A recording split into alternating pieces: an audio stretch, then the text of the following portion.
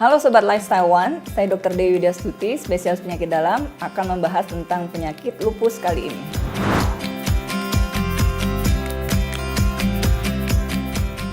Gejala seseorang penderita lupus itu bisa banyak sekali. Karena memang lupus kita ketahui adalah suatu penyakit autoimun yang kompleks yang menyerang berbagai sistem tubuh. Jadi dia bisa manifestasinya itu di berbagai organ ya. Jadi banyak sekali. Mungkin bisa saya beri contoh, manifestasi dia di kulit.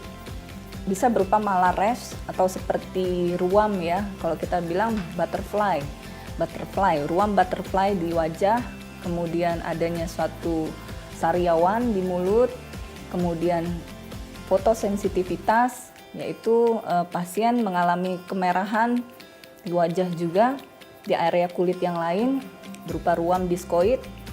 Kemudian tanda-tanda yang lain adalah nyeri di berbagai sendi tubuh, terutama mengenai sendi-sendi yang besar dan juga kecil. Biasanya pasien lupus ini karena manifestasinya begitu banyak, memang variasinya bisa berbeda-beda tergantung organ mana yang terkena.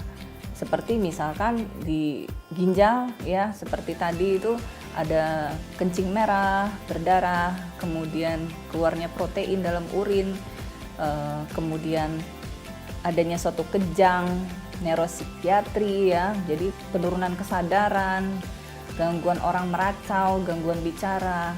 Kemudian ada juga yang mengalami pucat, sesak nafas karena adanya suatu pleuritis di paru-parunya. Untuk gangguan yang lain biasanya di jantung juga bisa kena, berupa nyeri dada yang hebat, atau di saluran pencernaan. Biasanya pasien mengalami nyeri perut yang hebat. Itu manifestasinya banyak sekali, bermacam-macam tergantung organ mana yang terkena. Maka lupus itu sendiri biasanya kita sebut dengan penyakit seribu wajah.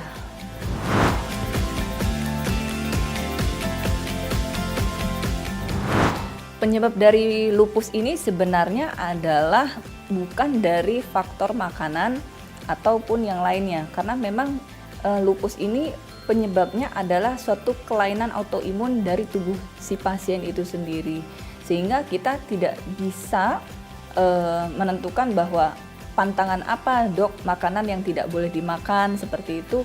Sebenarnya tidak ada pantangan makanan yang khusus ya, tetapi karena ini berupa suatu gangguan autoimun, biasanya dokter lebih menyarankan kepada hindari asap rokok karena kaitannya dengan autoimun itu sendiri. Dan mungkin dari aktivitasnya juga ya, pencegahannya yaitu aktivitasnya juga harus dibatasi, seperti pembatasan aktivitas harian.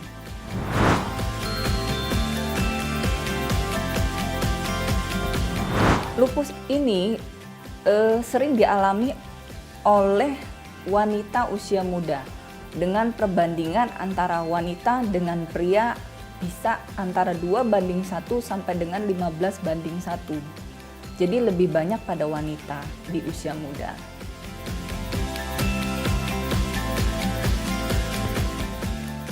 Cara mengatasi dari penyakit lupus ini sebenarnya ada beberapa hal yang harus kita perhatikan. Yang pertama adalah masalah aktivitas.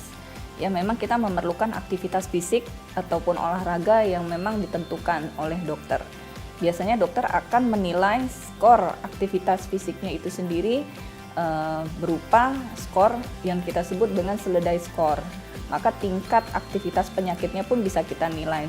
Seseorang harus melakukan apa dan kemudian skornya berapa, itu dia akan kita nilai seberapa progres atau perbaikan kesembuhan penyakitnya dibandingkan dengan sebelumnya.